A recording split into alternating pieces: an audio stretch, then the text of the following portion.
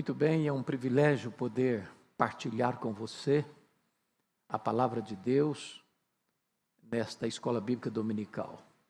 Seja bem-vindo e é uma bênção poder abrir a Escritura e meditar nela. Convido você para abrir então comigo a sua Bíblia em Mateus, capítulo 16, e leremos os versos 13 ao verso 20. Eu vou proceder a essa leitura e você mantenha a sua Bíblia aberta comigo. Indo Jesus para as bandas de Cesareia, de Filipe, perguntou aos seus discípulos: quem diz o povo ser o Filho do Homem? E eles responderam: uns dizem João Batista, outros Elias, e outros Jeremias, ou algum dos profetas. Mas vós, continuou ele, quem dizeis que eu sou? Respondeu Simão Pedro e disse: tu és o Cristo, o Filho do Deus vivo. Então Jesus lhe afirmou: bem-aventurado és, Simão Barjonas, porque não foi carne e sangue que te revelaram, mas o meu Pai que está nos céus. Também eu te digo que tu és Pedro, e sobre esta pedra edificarei minha igreja, e as portas do inferno não prevalecerão contra ela. Dar-te as chaves do reino dos céus. O que ligares na terra será ligado nos céus, e o que desligares na terra será sido desligado nos céus. Então advertiu os discípulos de que a ninguém dissessem ser ele o Cristo. Eu gostaria de tratar de um assunto com vocês muito sensível. Meu papel não é apenas ser apologético, mas trazer para você um embasamento bíblico, teológico e histórico sobre a questão de Pedro, se ele foi mesmo o primeiro Papa, o Bispo Universal da Igreja, o Bispo de Roma, e se os Papas, e os historiadores dizem que já temos 266 Papas, se eles são de fato legítimos sucessores de Pedro. Mormente com o pontificado de Francisco, com declarações tão polêmicas, que têm trazido constrangimento aos católicos mais conservadores, este assunto tem sido levantado pela mídia, pela imprensa, especialmente no que concerne a ideia de que o Papa é infalível quando fala ex cátedra, tanto em doutrina quanto em ética. Eu quero me debruçar um pouco sobre esse assunto com você, não com o propósito, como disse, de ser polêmico, mas com o objetivo de trazer ao seu coração, à sua mente, um embasamento bíblico sobre este assunto. Pois bem, precisamos de início afirmar que a igreja chamada primitiva, a igreja apostólica, ela não era uma igreja denominacional, não era católica, não era presbiteriana, não era batista, não era metodista, não era assembleiana. Ela não tinha nenhuma placa denominacional. Ela era igreja cristã. Os crentes eram chamados de cristãos. Então isso é da mais alta importância você compreender. Como é que surge esta questão então de achar que Pedro foi o primeiro Papa da Igreja? Bom, o texto que se usa para embasar este dogma é exatamente o texto que nós acabamos de ler, Mateus 16, 13 a 20. E nós estamos entendendo que este texto não aprova, não favorece, não fundamenta este pensamento, se não vejamos. Quando Jesus diz assim, quando Pedro diz, tu és o Cristo, Filho do Deus vivo, e Jesus responde, bem-aventurado és, Simão Barjonas, porque não foi carne e sangue quem tu revelaram, mas o Pai que está nos céus, o meu Pai que está nos céus, e eu também te digo que tu és Pedro, e sobre esta pedra eu edificarei a minha igreja. Jesus não está dizendo aqui, nesse texto, e nenhum outro texto, que Pedro é a pedra, que Pedro é o fundamento da igreja, que Pedro tem um pontificado. Vamos olhar o texto, portanto. A palavra Pedro, no grego, é a palavra Petros. E Petros literalmente significa fragmento de pedra. É um pedaço de pedra arrancado de um maciço rochoso. A palavra Petra, pedra, é rocha maciça, inabalável. Vale destacar que Petros é um substantivo masculino, enquanto Petra é um substantivo feminino. E é importante entender que o demonstrativo feminino não pode concordar em número e em gênero com o substantivo masculino. Petra feminino, Petros masculino. Se Jesus tivesse a intenção de dizer que Pedro era pedra, ele teria dito: tu és Pedro, e sobre ti edificarei a minha igreja. Mas não foi o que Jesus disse.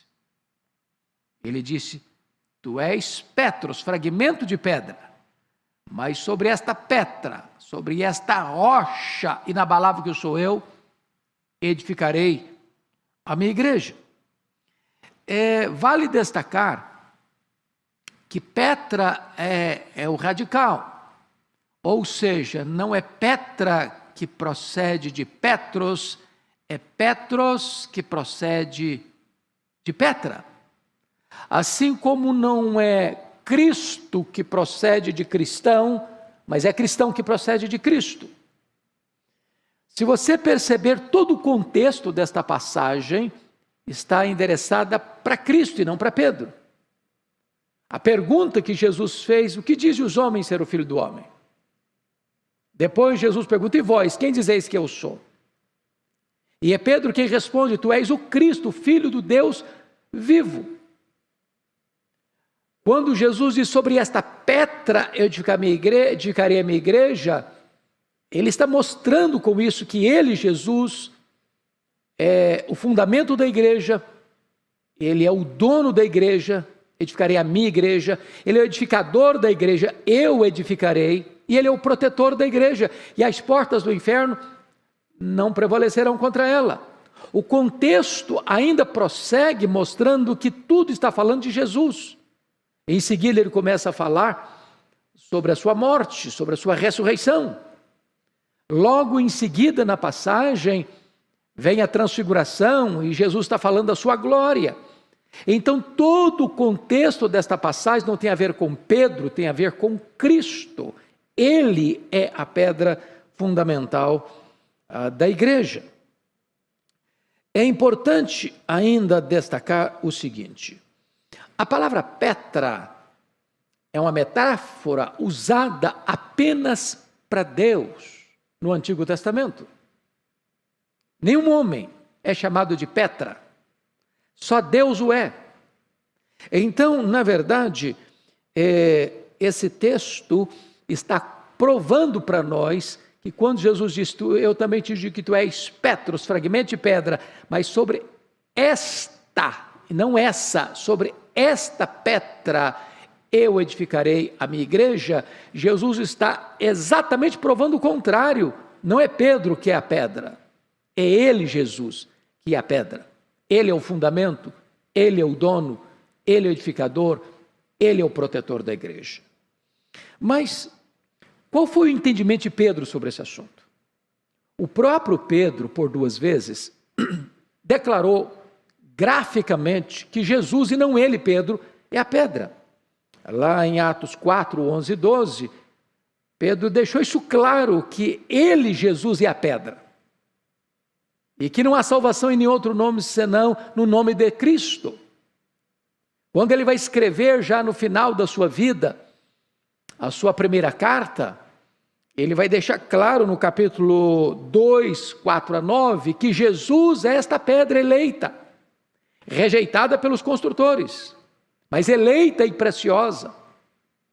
Nós, crentes, inclusive Pedro, somos pedras vivas, que somos construídos e edificados sobre esta pedra de esquina, a pedra fundamental, o alicerce, o fundamento da igreja, que é Cristo. Talvez perguntemos: e Paulo, o que pensou sobre isso? Paulo deixou claro também que a pedra não é Pedro, é Cristo. Ele diz isso lá em 1 Coríntios 3,11, ninguém jamais pode lançar outro fundamento além daquele que já foi posto, o qual é Cristo Jesus. Ele deixa isso claro em 1 Coríntios 10,4, e a pedra é Cristo. A igreja está edificada sobre Cristo e o fundamento dos apóstolos, não sobre o fundamento de Pedro. Então, precisamos entender ainda que a afirmação de que Cristo entregou as chaves do reino apenas para Pedro não tem fundamento bíblico. Não tem. Porque você pode perceber em Mateus 18, que Jesus se dirige aos discípulos todos e não apenas a Pedro. Que o que eles ligarem na terra será ligado no céu, e não isso foi dado então somente a Pedro. Que chave é esta? É o Evangelho. E Pedro certamente usou esta chave porque ele abre a porta do Evangelho para os judeus, pregando em Jerusalém. Ele abre a porta para os samaritanos, pregando para os samaritanos em Atos 8. E ele abre a porta do Evangelho para os gentios, pregando para Cornélio, que era o gentio. Agora Jesus dá esta chave para todos os seus discípulos e para a igreja. Quando disse... toda a autoridade me foi dada nos céus e na terra. Ide, portanto, fazei discípulos de todas as nações, batizando-os em nome do Pai, do Filho e do Espírito Santo, ensinando-os a guardar todas as coisas que vos tenho ensinado. E eis que estou convosco todos os dias até a consumação dos séculos. Esta chave que abre o reino é o Evangelho. Concedida esta chave não só a Pedro, mas a toda a igreja cristã. Quero trazer um outro argumento para provar que Pedro não foi o primeiro Papa. Que a vulnerabilidade de Pedro para ser a pedra fundamental da igreja. Note você que logo depois que Pedro afirma, tu és o Cristo, Filho do Deus vivo, e Jesus passou a falar da sua necessidade de subir para Jerusalém, ser entregue nas mãos das autoridades e ser morto, crucificado para ressuscitar o terceiro dia, Pedro passou a reprovar a Jesus. Tem piedade de ti mesmo, isso não pode acontecer. E Jesus se dirige a ele dizendo, arreda Satanás, és para mim causa de tropeço, não cogita das coisas de Deus, apenas das coisas dos homens. Note você que se a igreja estivesse construída e edificada sobre Pedro, a igreja estaria edificada sobre areia movediça. Vejamos a fragilidade de Pedro, pelo que ele não pode ser certamente a pedra fundamental da igreja. Primeiro, Pedro contraditório. O Pedro que acabara de dizer que Jesus era o Cristo, Filho do Deus vivo por revelação do Pai, agora tenta afastar Jesus do projeto do Pai, quer ir para a cruz. Contraditório. Segundo, Pedro, o desprovido de entendimento. Marcos 9, 5 e 6, diz que quando Jesus sobe para o Monte da Transfiguração, e estava lá Pedro, Tiago e João, sem saber o que estava falando, sem discernimento espiritual, Pedro disse, mestre, bom estarmos aqui, vamos fazer 3 tendas, uma será tua, outra de Moisés, outra de Elias, não sabendo o que estava falando. E por que ele não sabia o que estava falando? Falando uma tolice. Ele estava comparando e equiparando Jesus ao representante da lei Moisés e ao representante da lei Elias. Jesus não é apenas um grande homem, Jesus é o próprio Deus entre os homens. Pedro não tinha discernimento da centralidade da pessoa de Jesus. Terceiro, Pedro o autoconfiante. Está lá em Lucas 22, 33 e 34, e quando Jesus saindo do cenáculo para o Monte das Oliveiras, para o jardim do Getsêmane, Jesus disse, nesta noite todos vós vos escandalizareis comigo, como está escrito, ferirei o pastor e as ovelhas ficarão dispersas. E Jesus se dirige a Pedro, Pedro, Satanás os requereu para peneirardes como trigo, mas eu roguei por ti, para que a tua fé não desfaleça. E Pedro, cheio de si, respondeu para Jesus, Senhor, ainda que todos te abandonem, eu jamais. Estou pronto a ir contigo para a prisão e para a morte. E é nesse contexto que Jesus disse, em verdade te digo, que nesta mesma noite, antes que o galo cante, tu me negarás 3 vezes. Pedro achou que ele era mais crente, mais fiel, mais leal do que os outros. E ele fraquejou, vulnerabilizou-se. Ainda, em quarto lugar, Pedro, o dorminhoco. Quando Jesus chega no Getsêmani, deixando 8 dos seus discípulos para trás, pega Pedro, Tiago e João, e abre o coração para eles e diz: a minha alma está profundamente triste até a morte, ficai comigo, permanecei comigo. E diz a Escritura que quando Jesus vai sozinho orar, em agonia, chorando, com forte clamor e lágrimas, dizendo: Pai, se possível, passe de mim este cálice, se não seja feita a tua vontade. E volta para Pedro, Tiago e João, eles estão dormindo, e Jesus se dirige a Pedro, dizendo: Pedro, nem uma hora pudeste vigiar comigo, vigiai e orai, para que não entreis em tentação, o espírito está pronto, mas a carne é fraca. Pedro dorminhoco, na hora da mais titânica batalha da humanidade. Quinto lugar, Pedro violento. Quando Pedro acorda, Jesus: acordai, vamos, os inimigos se aproximam, ele pega a espada e decepa a orelha de Malco, e Jesus: guarda essa espada, Pedro, se eu precisasse desse tipo de ajuda, eu rogaria ao Pai, ele me mandaria mais de 12 legiões de anjos, mais de 72 mil anjos. Pedro não tinha entendido a natureza desta luta espiritual. Sexto, Pedro o medroso. Está escrito em Lucas 22:54, que Pedro começa a seguir a Jesus de longe. O homem tão valente, tão autoconfiante, se fragiliza, se acovarda.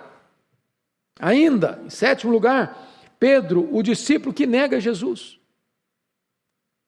Ele vai para a casa do sumo sacerdote, e de repente passa uma criada e diz: aquele ali é discípulo dele. Pedro escutou isso e negou diante de todos: eu não conheço esse homem. Ele sai aqui do pátio, vai para o alpendre, e lá outra criada o vê e diz: aquele lá é discípulo dele. E Pedro escutou essa conversa, e agora não apenas negou, mas ele jurou que não conhecia Jesus. Depois, aquelas pessoas que talvez estavam lá quando Jesus foi preso, olharam para Pedro e disseram: não, o seu sotaque de Galileu é evidente, é claro que você é discípulo dele. E ele começa não só a negar e a jurar, mas a praguejar, a blasfemar, a falar impropérios, dizendo: não conheço esse homem, eu não sei quem é este homem.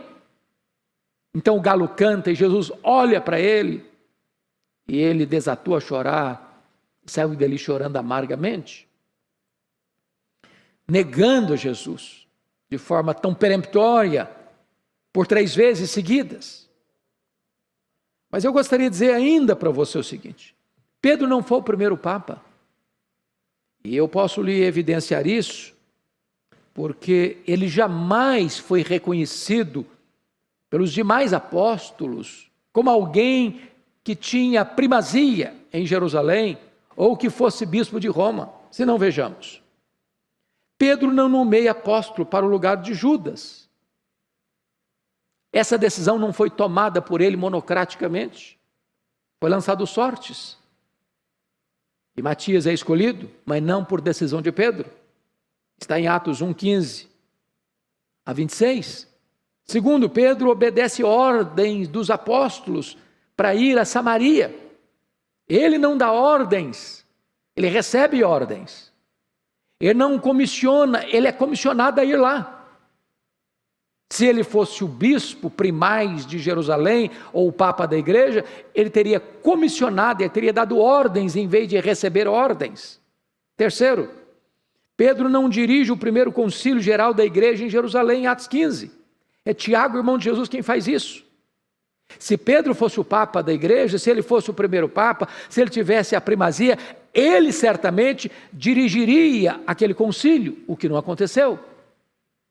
Quarto, todas as vezes que os discípulos discutiram quem era o mais importante entre eles, recebeu de Jesus severa reprimenda, dizendo: não é assim no reino de Deus. Quem quiser ser o primeiro, seja o servo de todos. No reino de Deus, a pirâmide está invertida. Quinto, o ministério de Pedro foi designado por Deus como dirigido principalmente para os judeus e não para os gentios. O apóstolo dos gentios foi Paulo, conforme Gálatas capítulo 2, 7 e 8, e não Pedro. Ainda, sexto lugar, Pedro não foi sequer bispo primaz de Jerusalém. Aliás, em Gálatas 2:9, Paulo chama de coluna da igreja, juntamente com outros apóstolos, mas não menciona em primeiro lugar. Se Pedro tivesse sido o papa da igreja, o primaz da igreja de Jerusalém, Paulo teria cometido uma infração e uma deselegância com Pedro, o que não aconteceu. Sétimo lugar, o pastor das igrejas gentílicas não foi Pedro, foi Paulo. Isso está claro em 2 Coríntios 12, versículo 11, em 2 Coríntios 11, versículo 28. Quem tinha preocupação com todas as demais igrejas era o apóstolo Paulo, que teve um ministério endereçado aos gentios, não foi o apóstolo Pedro. Mais do que isso, lá em Gálatas 2, 11 a 14, Pedro é repreendido pelo apóstolo Paulo, pela atitude acovardada de Pedro em relação a judeus e gentios, tentando Pedro se disfarçar e tendo uma postura diferente diante dos gentios e diante dos judeus. Mais do que isso, no Novo Testamento, os apóstolos se associam como iguais em autoridade. Você nunca vai encontrar no Novo Testamento nenhuma base para dar uma espécie de primazia a Pedro, em detrimento aos outros colegas apóstolos. Isso está claro em 1 Coríntios 12, 28, em Efésios 2, versículo 20, quando a igreja de Corinto estava dividida entre 4 grupos, eu sou de Paulo, eu sou de Apolo, eu sou de Cefas, eu sou de Cristo. Não há, em momento algum, a ideia de que o grupo de Cefas, o grupo de Pedro, devia ter uma primazia, ou que Pedro tivesse uma primazia entre os outros. Então, fica claro que os apóstolos não viram primazia de Pedro como líder e cabeça da igreja, fundamento da igreja. Não tem apoio bíblico para isso. Mas eu quero levar você a um outro aspecto. Pedro também não reivindicou para si a autoridade papal. Se não, vejamos. Primeiro, Pedro não aceitou veneração de homens.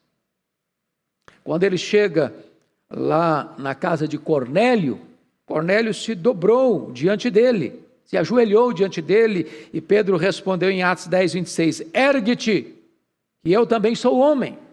Ou seja, ele não aceitou veneração.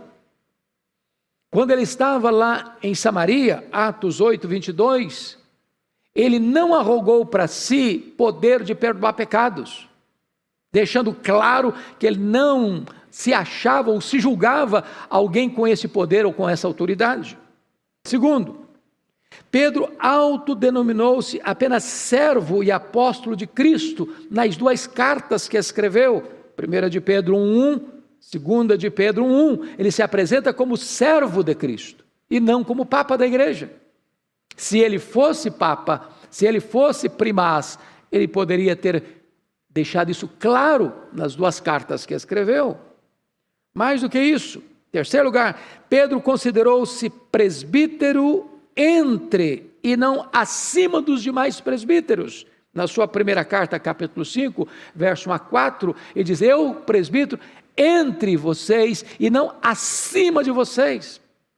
Pedro não arroga para si este direito, este privilégio de ser primaz, de estar acima dos demais presbíteros. Presbítero como eles e não presbítero acima deles.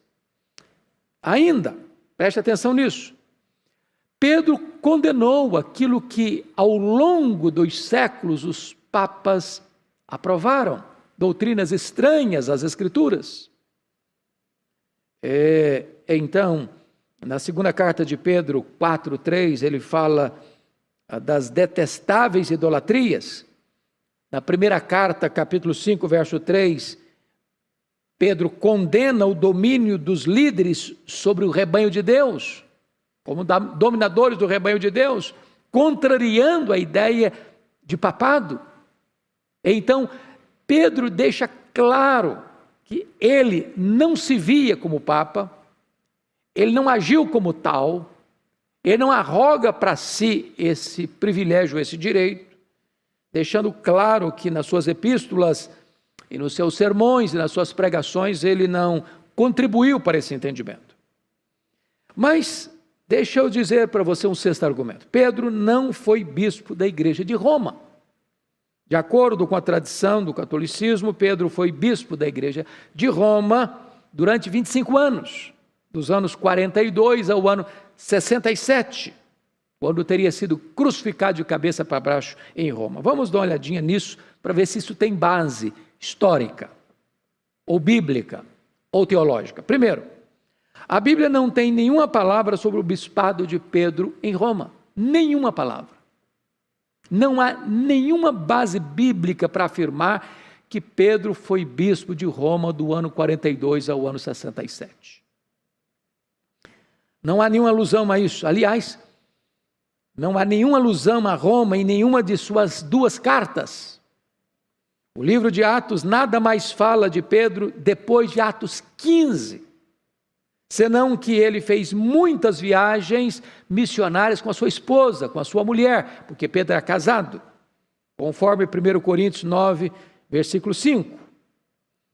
Segundo lugar, não há nenhuma menção de que Pedro tenha sido o fundador da igreja de Roma. Nenhuma menção. A igreja de Roma não foi fundada nem por Pedro, nem por Paulo. É muito provável, conforme Atos 2, 10 e 11, que os fundadores da igreja de Roma eram pessoas judeus que estiveram no Pentecoste e ao retornarem para Roma teriam plantado a igreja. Terceiro, no ano 60 depois de Cristo, quando Pedro escreveu a sua primeira carta, ele não estava em Roma. Ele escreveu esta carta do Oriente, da Babilônia, na Síria, e não em Roma, conforme 1 de Pedro 5,13. Então, é muito importante você entender isso, porque ele escreve esta carta do ano 60, e segundo a tradição, ele teria sido bispo de Roma do ano 42 ao ano 67, e no ano 60 ele está no Oriente e não no Ocidente. Há uma incongruência histórica, portanto, provando que ele não estava em Roma quando escreveu a sua primeira epístola. Quarto lugar, Paulo escreve sua carta à igreja de Roma no ano 58, provavelmente, aproximadamente. E Paulo não menciona Pedro na sua carta aos romanos. Portanto, se Pedro fosse o Papa da igreja, ou o Bispo de Roma, do ano 42 ao ano 67, e Paulo escreve uma carta à igreja de Roma e não menciona Pedro, e não saúda Pedro, seria uma deselegância do apóstolo Paulo, com o seu colega, e mais, com o primaz da igreja. Vale destacar que no capítulo 16, Paulo faz 26 saudações, 26, a mais longa lista de saudações de Paulo. E Paulo não menciona Pedro. Por que não? Deselegância? Descortesia? Não. É porque Pedro não estava em Roma. Se estivesse lá, obviamente, Paulo teria saudado a Pedro na sua carta aos romanos. Ainda mais, se Pedro já era o bispo da igreja de Roma há 16 anos, 42 até 58, por que Paulo diz então na carta aos Romanos, capítulo 1, versículo 11, porque muito desejo ver-vos a fim de repartir convosco algum dom espiritual para que sejais confirmados. Seria agora uma petulância de Paulo e uma deselegância com o seu colega de apostolado, o apóstolo Pedro. Se Pedro tivesse sido, nessa época então, o bispo de Roma. Se Pedro fosse o papa da igreja de Roma, por que Paulo diz que não costumava edificar sobre o fundamento de outrem, conforme Romanos 15, 20? esforçando-me deste modo por pregar o evangelho, não onde Cristo já for anunciado, para não edificar sobre o fundamento alheio. Se Pedro fosse o bispo de Roma, Paulo jamais poderia ter dito isto na sua epístola. Agora, vamos olhar um outro aspecto. Paulo escreveu cartas de Roma. Que cartas? Efésios, Filipenses, Colossenses, Filemon, isso da primeira prisão. Na segunda prisão, 2 Timóteo. E Paulo escreve estas cartas de Roma e não menciona Pedro. Não menciona Pedro. Ora, Paulo ficou preso na primeira prisão nos anos 61, 62, até talvez começo de 63. Os judeus crentes de Roma foram visitá-lo e não falam nada de Pedro. Está lá em Atos 28, 16 a 30. Por que não falam?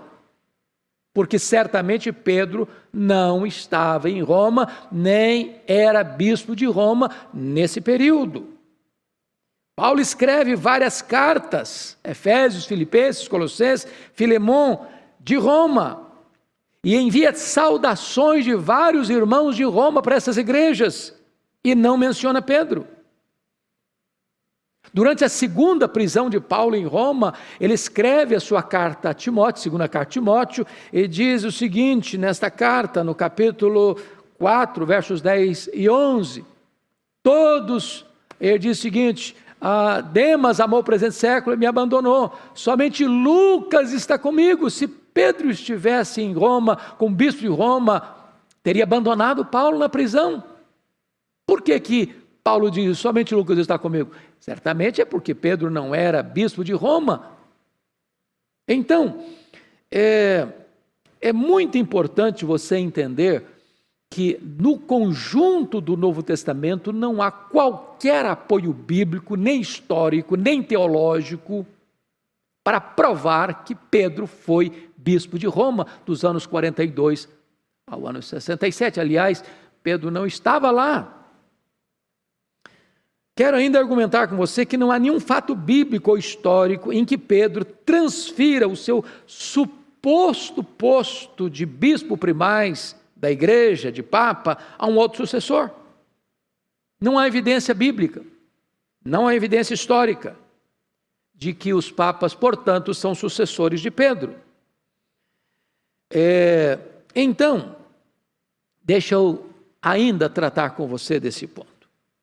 Como é que os pais da igreja entenderam isso? Nenhum dos pais da igreja, nenhum dos pais da igreja primitiva deu apoio à crença de que Pedro foi bispo de Roma até Jerônimo no V século. Não há este apoio dos pais da igreja até o V século. Portanto, esta é uma importante declaração. Os reformadores todos foram categóricos em afirmar que Pedro não foi bispo de Roma. Ao examinar a Escritura, ao examinar a história, não encontraram apoio, não encontraram base para afirmar isso.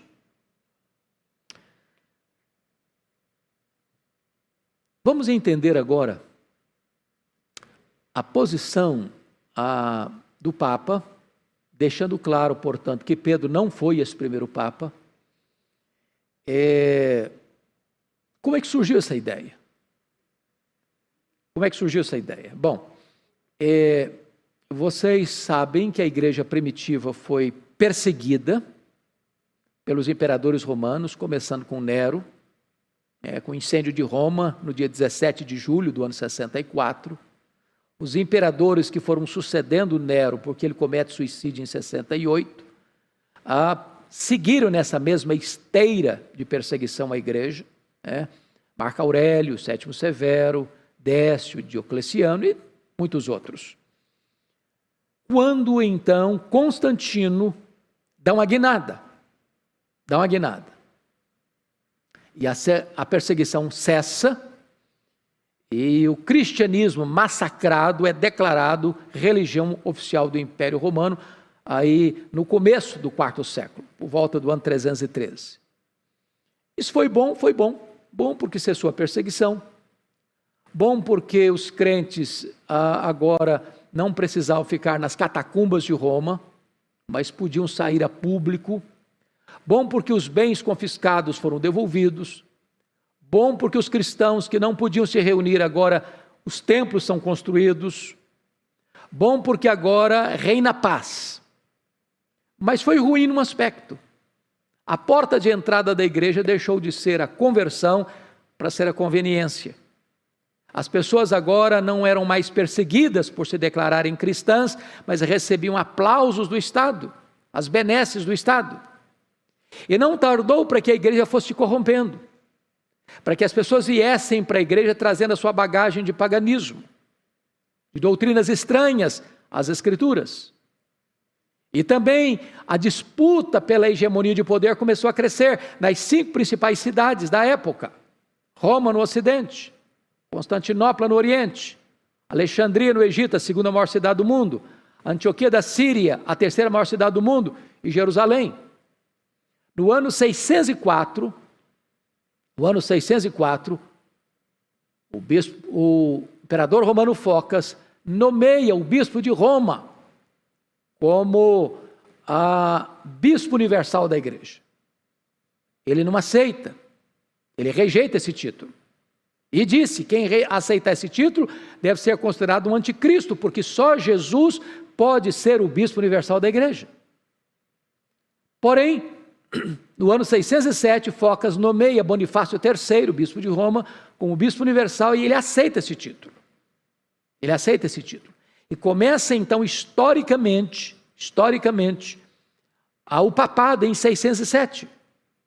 Talvez você pergunte, mas como eu já li e já vivi livros e estudei na escola, desde lá do 2º grau, hoje já tem outros, ensino médio, uma lista de papas desde Pedro.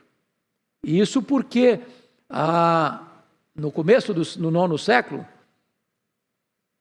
um documento é forjado na França chamado As Falsas Decretais de Isidoro, que recuam o papado a Pedro, tentando dar legitimidade histórica ao papado, recuando a Pedro, e como se Pedro fosse o primeiro papa e os demais sucessores de Pedro. E esse documento forjado na França deu, entre aspas, legitimidade ao papado, histórica. Se você quiser conhecer um pouco melhor este assunto, sugiro a você a leitura do livro O Papa e o Concílio, escrito por Janus, prefaciado por Rui Barbosa, o grande tribuno brasileiro. 70% da obra, inclusive, é o prefácio da obra, escrito por Rui Barbosa, onde se desconstrói por completo esta ideia da infalibilidade papal e mostrando que esse documento foi o maior embuste literário da história. Então, essa ideia de que o papado começa com Pedro é um anacronismo, porque o papado, verdadeiramente, do ponto de vista histórico, começa no ano 607. É preciso de um documento forjado, falso, para tentar dar legitimidade ao papado.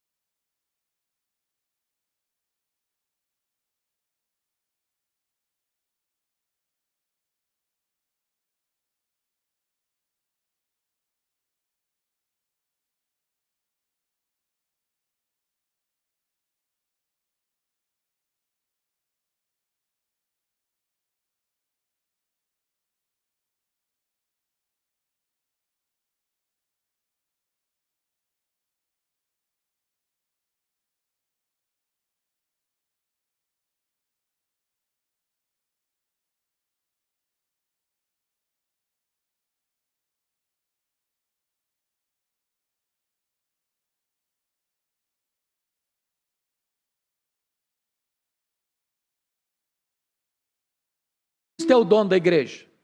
Cristo é o edificador da igreja. Cristo é o protetor da igreja. Então, quando o Papa arroga para si o título de o fundamento da igreja, a pedra fundamental da igreja, ele está usurpando o lugar que é exclusivo de Cristo.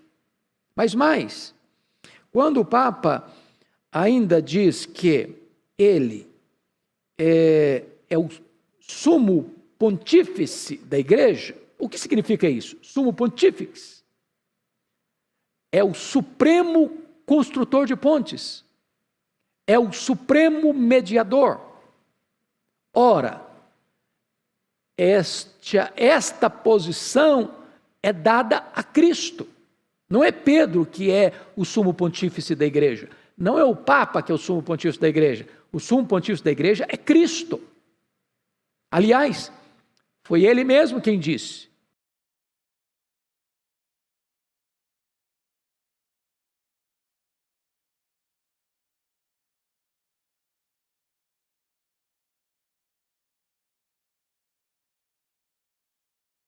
e um só mediador entre Deus e os homens, Jesus Cristo homem. Portanto, quando o Papa arroga para si a posição de sumo pontífice da igreja,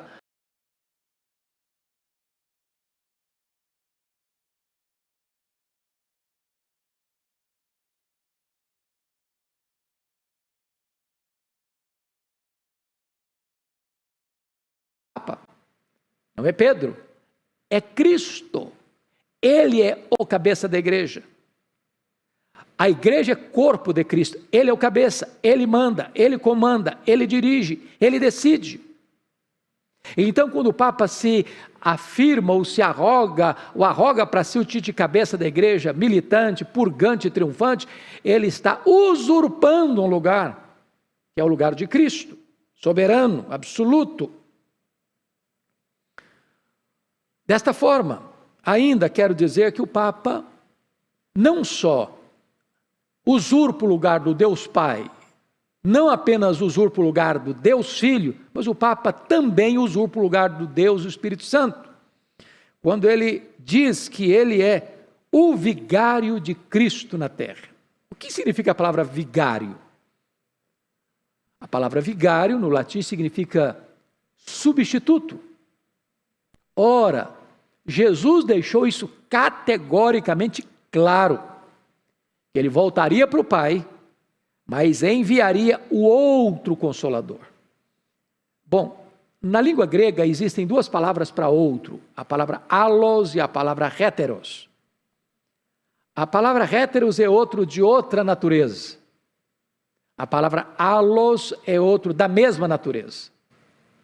Quando Jesus foi para o céu, e ele deixou isso claro para os seus discípulos, muito claro, em João 14, 16 e 17 e 26, João 15, 26, João 16, 7 a 11, versículo 13, que o allos parácletos, o outro consolador, outro da mesma natureza, não era Pedro, nem o Papa, é o Espírito Santo.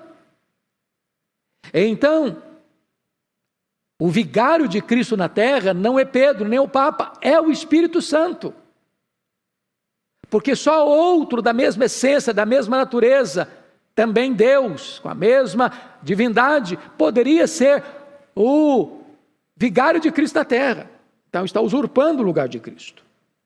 Então, a presença de Cristo no meio da igreja não se dá por meio de Pedro. Não é verdade o bi Petros e bi Ecclesia, onde está Pedro está a igreja. Não. É a presença de Cristo na igreja se dá pela presença do Espírito Santo na igreja. Ele derramou o Espírito Santo, ele foi e derramou o Espírito Santo para ficar para sempre com a igreja. Agora, preste atenção que a Bíblia fala de um vigário espúrio de Cristo, que é o anticristo. Então, quando se usurpa o lugar de Cristo, quem vem usurpar a posição de Cristo na igreja é o anticristo. É o substituto, a palavra anti, em vez de, em lugar de. O Papa está mais para este papel, assim entenderam todos os reformadores. Todos os reformadores. Então, é muito importante compreender isso. Bom, deixa eu concluir a minha fala com vocês, este estudo, eu volto a dizer que o meu papel não é polemizar, o meu papel é esclarecer à luz das Escrituras, à luz da teologia e à luz da história. Foi só no ano de 1870 que o Papa se declara, o Papa com o mais longo pontificado, se declara infalível. Aí, a partir daí, torna-se dogma da Igreja que o Papa é infalível quando se trata, quando ele fala ex cátedra, tratando de doutrina e de ética. É claro que, ao longo dos séculos, muitas doutrinas estranhas às Escrituras foram introduzidas, como o culto aos mortos, a veneração das imagens, o purgatório, o confessionário, a missa como sacrifício incruento, a transubstanciação, salvação pelas obras, a tradição em pé de igualdade com as Escrituras, a introdução no Concílio de Trento dos livros apócrifos no cânon, o culto a Maria como imaculada, mediadora, corredentora, rainha do céu, e tantos outros dogmas que foram surgindo, que não têm amparo nas Escrituras. Nós entendemos e firmamo-nos neste alicerce, que a Bíblia, a palavra de Deus, é a nossa única regra de fé e de prática. Nenhum dogma, seja do Papa, seja de um concílio, seja de uma encíclica, seja de um concílio eclesiástico, seja de uma igreja, seja de uma denominação, seja de um pastor, tem autoridade sobre a igreja. A autoridade da igreja está na Escritura.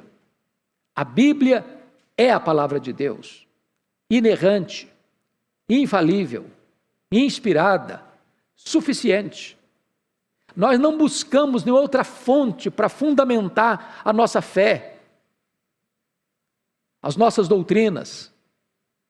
Nenhuma pessoa tem autoridade para dizer que a Bíblia não é mais autoridade, ou que ela precisa ser atualizada, que ela precisa sofrer upgrade, que a cultura precisa validar a Escritura, que nós precisamos olhar para a cultura, seja ela qual for, para dizer, não, esse texto não funciona mais, não, essa passagem não vale mais, nós precisamos revisar isso, nós precisamos atualizar isso. Absolutamente não. A Bíblia continua sendo a palavra de Deus, inerrante, infalível.